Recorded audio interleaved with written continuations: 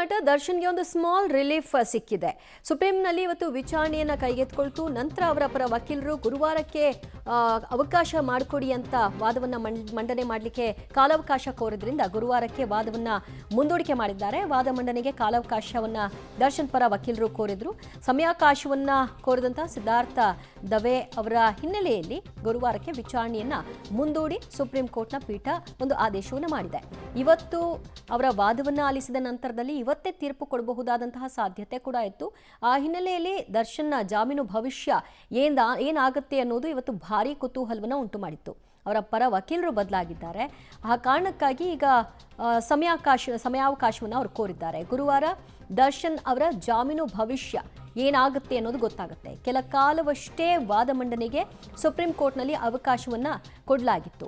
ಈಗ ತಾವು ಲಿಖಿತ ರೂಪದಲ್ಲಿ ವಾದ ಮಂಡಿಸಬೇಕು ಅಂತ ಸುಪ್ರೀಂ ಕೋರ್ಟ್ ಸೂಚನೆಯನ್ನು ಕೊಟ್ಟಿದೆ. ಸೊ ಅದರಂತೆ ಅವರು ಲಿಖಿತ ರೂಪದಲ್ಲಿ ಈಗ ಮುಂದಿನ ಗುರುವಾರದಂದು ವಾದವನ್ನು ಮಂಡಿಸಬೇಕಾಗತ್ತೆ. ಕಪಿಲ್ ಸಿಬಲ್ ಬದಲಿಗೆ ಸಿದ್ಧಾರ್ಥ ದವೆ ಅವರು ದರ್ಶನ್ ಅವರ ಪರವಾಗಿ ವಾದ ಮಂಡನೆಗೆ ಇವತ್ತು ಬಂದಿದ್ರು. ಮುಂದಿನ ಗುರುವಾರ ವಿಚಾರಣೆಯನ್ನ ಮುಂದೂಡಿಕೆ ಮಾಡಿದೆ ಕೋರ್ಟ್. ಆ ಕಾರಣಕ್ಕಾಗಿ ಒಂದೆರಡು ದಿನದ ಸಣ್ಣ ರಿಲೀಫ್ ಅಂತ ಹೇಳಬಹುದು.